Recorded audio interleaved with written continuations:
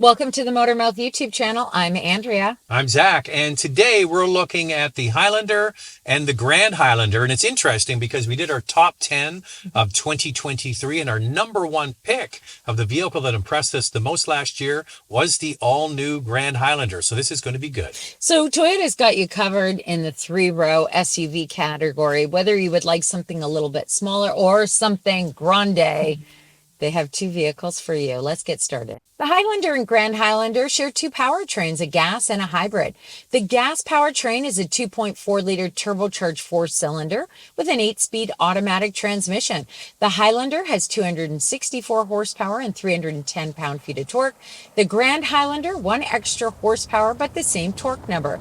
Standard all-wheel drive in Canada. In the US, front-wheel drive and all-wheel drive options are available. So that turbo is the base engine. Next up is the hybrid. And the base hybrid is a 2.5-liter four-cylinder matched with an ECVT. And it has 243 horsepower. Toyota does not disclose the torque number. In Canada, you get standard electronic on-demand all-wheel drive. But in the United States, you can get front-wheel drive and all-wheel drive options. Where they differ is in the next powertrain. The Grand Highlander also has a hybrid max with a 2.4-liter turbocharged four-cylinder, a 6-speed automatic transmission with a combined 362 horsepower and 400 pound-feet of torque. Standard full-time electronic all-wheel drive.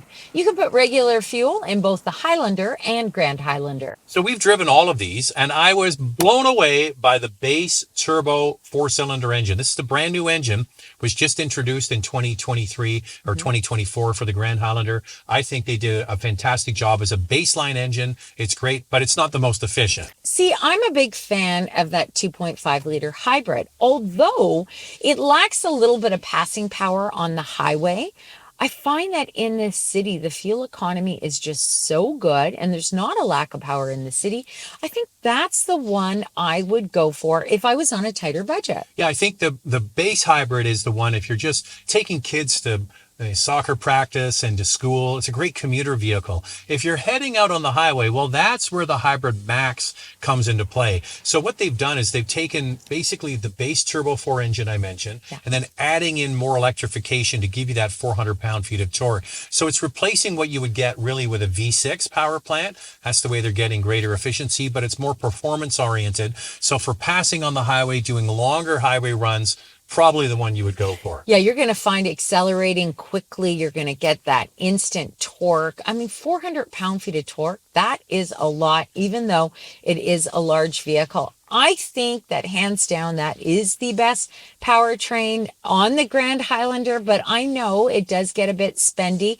It is the best blend of performance and fuel economy. I'm the contrarian on this one. I think the base turbo four-cylinder, you save so much money and not having to spend all of that money for the Grand Highlander. You can get by with that and have a lot of money left over for gas. Hey, if I'm keeping my vehicle for a long time, I'm going to go with either the 2.5-liter hybrid or the Hybrid Max. I'm going turbo. A couple things to add. The gas Highlander XSE model has a sport tune suspension, and all-wheel drive Highlander gas models come with multi-terrain select with 4 modes: mud and sand, rock and dirt, snow, and normal, to help maximize traction when dealing with harsher conditions. The Grand Highlander gas and Hybrid Max models also have this multi-terrain select feature. So here's a difference for safety. The Highlander comes standard with Toyota Safety Sense 2.5, but the Grand Highlander gets Toyota Safety Sense 3.0. So Toyota Safety Sense 3.0 gets upgrades like an upgraded front-facing camera, improved pre-collision system, and lane departure alert. It also adds road sign assist, dynamic radar cruise control with 4 distance cruise settings versus 3. And another new addition to 3.0 is proactive driving assist. So on the exterior, the number one question is, how much bigger is the Grand Highlander versus the Highlander? The Grand Highlander is 6.5 inches longer, and the wheelbase is 4 inches longer, so you get more interior space. Both offer 8 inches of ground clearance. So the current smaller Highlander has been in the marketplace with some updates over the last couple of years. And it has a more fluid flowing design where the Grand Highlander has a little bit more of a chiseled, sculpted, broader shoulders, a square front fascia, similar to the RAV4, but bigger.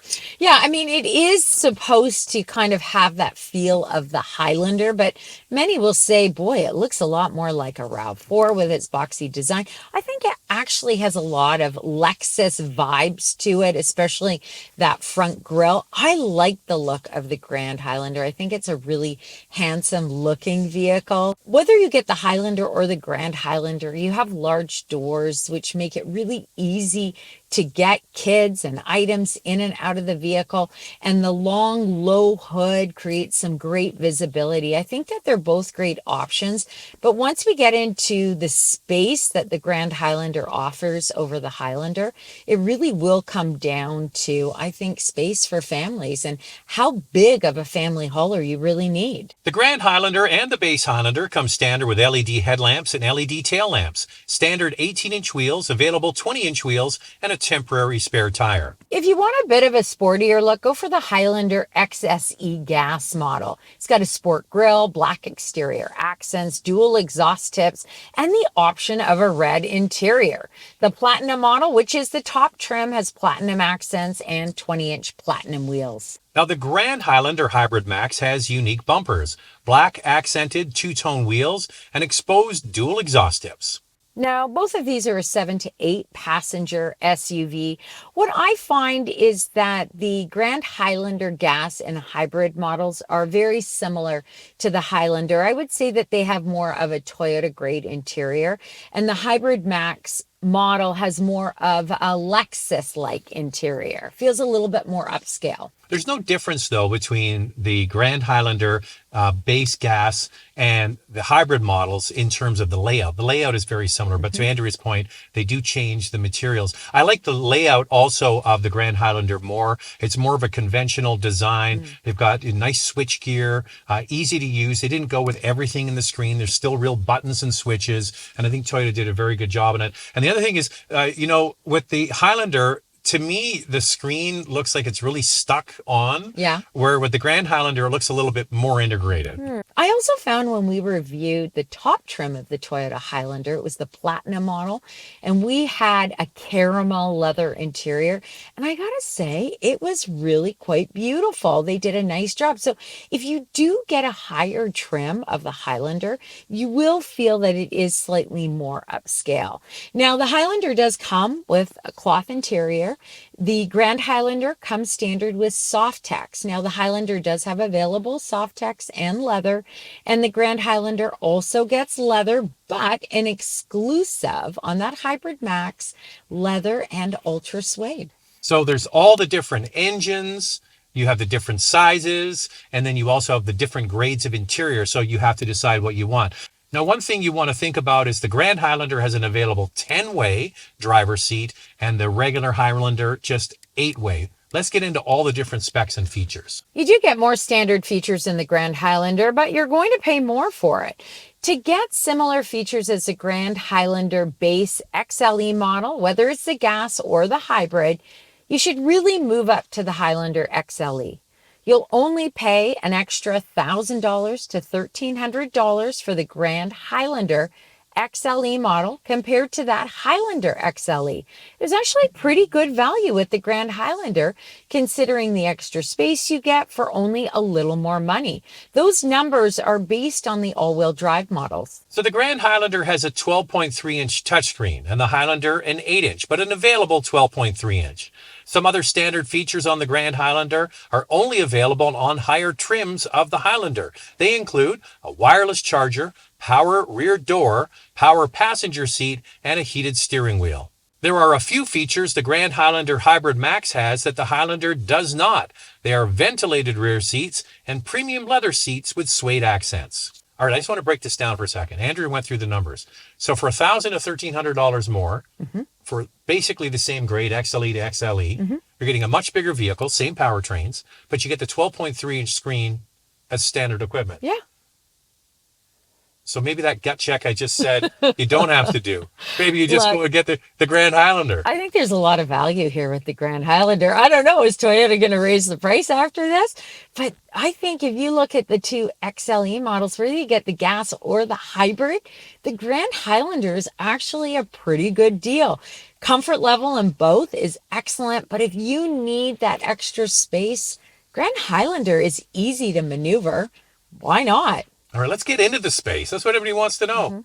The Grand Highlander overall is quite a bit bigger than the Highlander, but in some areas, they're actually very similar. In front row legroom, they're about the same. And in the second row, you only gain about an inch more space in the Grand Highlander. The third row is where it really changes. The Grand Highlander has 5.5 inches of extra space. Cargo space behind the second and third rows, as well as overall cargo capacity, is much larger in the Grand Highlander. All right, we're going to do pricing and put all of the numbers on the screen. It's a bit of an eye chart. We'll start with the base price for the Highlander in Canada. It starts at just $49,500. And the most expensive Highlander is the Platinum Hybrid at just under $63,000. Here's the pricing for the Highlander in the United States. The base front-wheel drive model starts at just over $39,000. And the most expensive Platinum Hybrid is $53,000. Here's the Grand Highlander pricing. We'll start with Canada first and then move on to the US. The base XLE model starts at $53,500, and the top model, the Platinum Hybrid Max, is $68,500 Canadian.